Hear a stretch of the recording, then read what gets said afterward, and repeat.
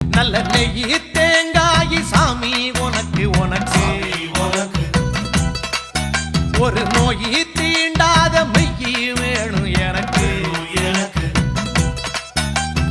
ஆனைமுகன் தம்பியான ஐயப்பான உன்னையும் 6 வாரம் மாலையிட்டு நோன்பிருந்த என்னையும் பாலம் போட்டு கார்த்திகையும் மார்கழியும்